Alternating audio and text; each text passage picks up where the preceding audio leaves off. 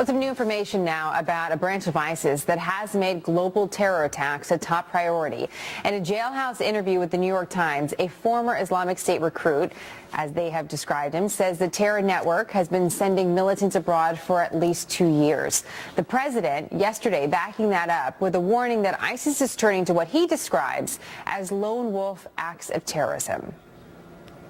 The decline of ISIL in Syria and Iraq appears to be causing it to shift to tactics that we've seen before, an even greater emphasis on encouraging high-profile terrorist attacks, including in the United States. As always, our military, diplomatic, intelligence, homeland security, and law enforcement professionals are working around the clock with other countries and with communities here at home to share information and prevent such attacks. And over the years, they've prevented many. But as we've seen, it is still very difficult to detect and prevent lone actors or small cells of terrorists who are determined to kill the innocent and are willing to die. And that's why, as we discussed today, we're going to keep going after ISIL aggressively across every front. Tom Joscelyn is Senior Fellow at the Foundation for Defense of Democracy, Senior Editor of the Long War Journal that follows these terror groups in a really unique way, often quoted really all over the world. Tom, let's start with the president's comment. At the very beginning of what we just listened to, he says the decline of ISIS is producing this shift. Is ISIS actually in decline? Well, there are two ways to look at it. One, it is losing some territory. It doesn't have control over as much territory as it did at its peak. But the problem is two things. One, it's becoming more of an insurgency. It's resorting to insurgency tactics, which they're experts at, which means they're not declining in terms of their operational capacity. And two, they're able to strike out and lash at the West, Europe, elsewhere, all the way to Bangladesh. That doesn't show a reduced operational capacity. In fact, it shows that over time, their capacity for terrorist attacks has actually increased. How would you compare his comments on ISIS to what he said about al-Qaeda being on the run?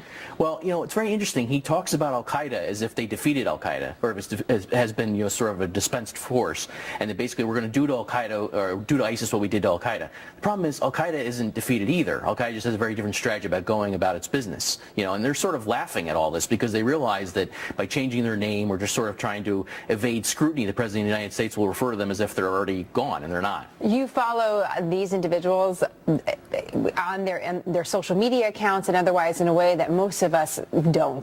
What are you seeing as far as the chatter, the discussion, not only of what the president had to say, but also just what is ahead, what they do want to achieve? Well, right now what you're seeing is really a divide in the jihadist world. ISIS is really trying to provoke as many attacks against the West, Europe as possible.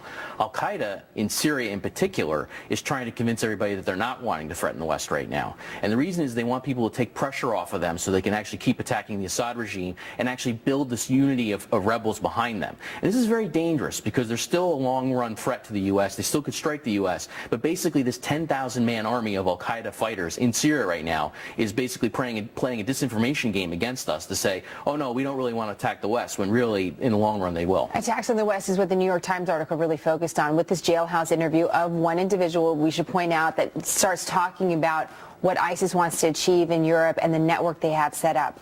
Why do you think the president decided to come out now, beginning of August? Is there an imminent threat that perhaps he wanted to address? It seemed like his speech really could be given at any time. Why now? The key point here is that the ISIS network in Europe, it isn't just these lone actors or these small disconnected cells. What we see is a lot of connectivity, that ISIS actually has a professional network in Europe, in the West, that is orchestrating attacks. And I'll give you an example. Ansbach, Wurzburg, Normandy.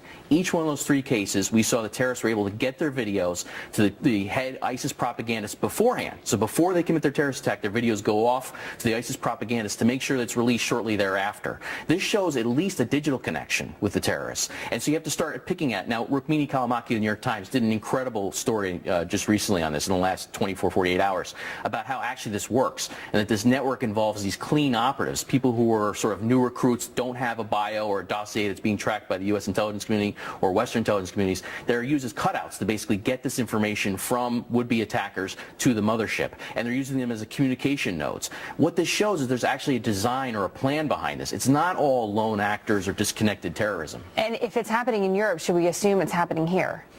Well, the problem, it is more difficult in the U.S. in general to do this for a variety of reasons. You don't have the migrant flows. You don't have the sort of the patterns that you do in Europe. There are a lot of reasons why it's more difficult, but we shouldn't rule out that they couldn't do it here. There's still questions about the Orlando attacker, by the way. There's still questions about the couple in San Bernardino. There are questions about other plots here in the U.S. We've seen that actually recruiters from ISIS in Raqqa, Syria have reached out to people in the U.S. to try and get them to commit attacks, so we shouldn't rule that out. Just real quick before I let you go, you were shaking your head when the president said it's so difficult to detect all these different strains.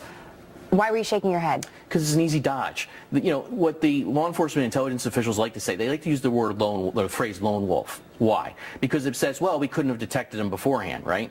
So it's sort of a dodge on their half. But actually what I'm saying is, if you look at the recent attacks in Europe, for example, there's all sorts of traffic about their connections to the terrorist network that were missed. So this is not lone wolves. These aren't people who are undetectable who will suddenly strike out the West. In a lot of cases, these are guys who were known to the U.S. intelligence community, counterterrorism officials in Europe and elsewhere. Very interesting. Tom, it's always great having you on the program. Thanks a lot. Thank you very much. John?